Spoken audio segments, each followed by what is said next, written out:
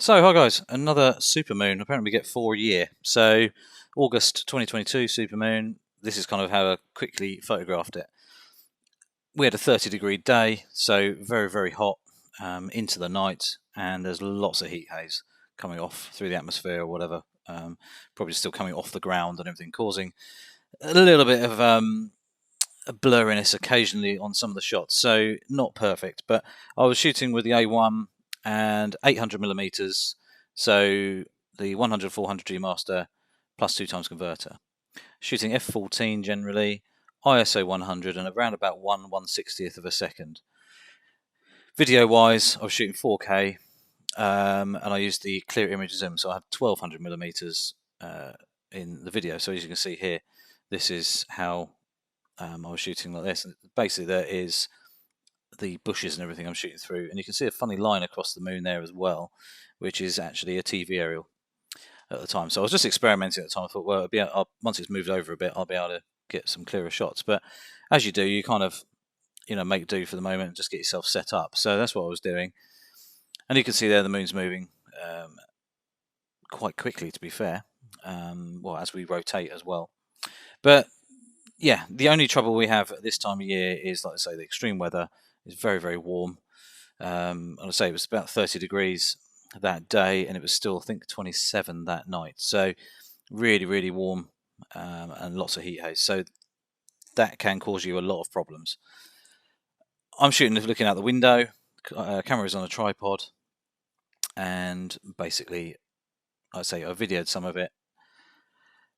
Video I can't speak. The video settings was 4K 30, and I thought about doing 8K, but you can't on sensor crop, so you either have to just crop in later, so you end up with the same situation really.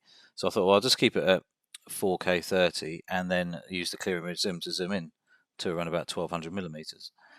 So that worked really nicely, and it has done in the past. Then also you can crop a little bit on in post as well, so it does give you quite a nice range to mess around with still very good detail and everything. But you can see the haze as it flickers in and out. But as you can see, there's still a line across there where the actual TV aerial is, and it's just slowly rising up from it. Really impressed on how well actually this camera and even the RX10 Mark IV actually still cope with the autofocusing in the hazy side of things. As I was out the other day trying to focus into the distance, and anything over 100 meters or so, the haziness was just causing trouble, and it will. You can't focus through heat haze. It just doesn't work, because at the end of the day, you just can't see through it, fully. So where the atmosphere is slightly different to looking across the ground, and you get the heat haze just basically bellowing the heat off the ground, you don't really have the option really to do much. But when you're looking up into the sky, you've actually got a little bit more play area with the distance, because you haven't got the direct heat coming straight off the ground. You've just got heat in the air. This is the moon. I've sped it up 10 times. The actual movement, yeah, that was actually pretty nice. And I've cropped in a little bit there on the in post as well. Really, really pleased actually how that works. But as you can see, there's a little bit of movement still, and it's not perfect, but it looked quite nice.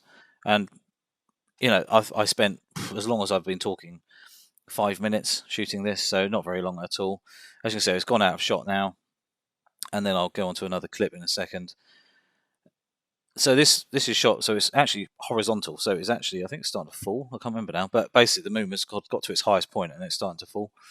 As you can see there, me moving around, just trying to get a better thing. But as you can see there, you can see the heat haze causing a real drama in the atmosphere there, so it does mess around with your focusing as well. And here's a couple of the photos. So here's one shot that I messed around with. I tried to boost the shadows and everything, but it just became a bit of a mess. So I sort of left it in there. So don't mess around too much with shadows trying to pull them up, because there's nothing really there. This one here, as you can see, the stars actually showing up in shot. Some of it's noise, some of it is actually the stars actually appearing in shot there. But quite a nice sharp shot. This shot here, just didn't like it. The heat haze just stopped it focusing. So yeah, it does show you that it's out there. The next minute it's totally fine. So it's just weird how it's basically just can cause you trouble one second, then it's totally fine the next, and that's just the way it is. And I think it gets a lot better in the winter, and you can get a lot better shots when it's a lot cooler, so you get the cooler, denser air. I'm not a huge astrophotographer. The moon and stuff is always quite interesting, but then you kind of think, I just want to get a better shot, but you need big lenses really to get even closer, or a telescope. I don't have a telescope. So yeah, it's just a case of messing around, and you can get really good shots with pretty much all the cameras out there now. A recommendation is, though, do not shoot auto. Shoot in manual, lock your ISO, lock your shutter speed, lock your aperture to what you might think.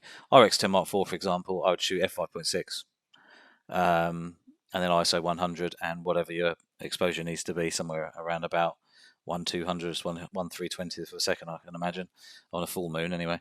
Like the A1, I was shooting 1/160th of a second at f14, ISO 100. So yeah, there's, depending on the camera you're using, you're going to be using different settings to get the best from it.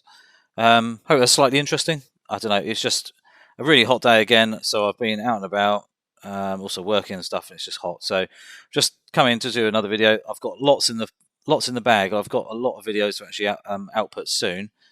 I just had the trouble with the hard drive, so I couldn't access that, and now I can, which is great. And also just flat out working. So please be patient, and there'll be some new videos coming very, very soon, especially over the next few days, hopefully. So anyway, don't forget to click the subscribe button, little notification bell as well. And yeah, I'll see you soon.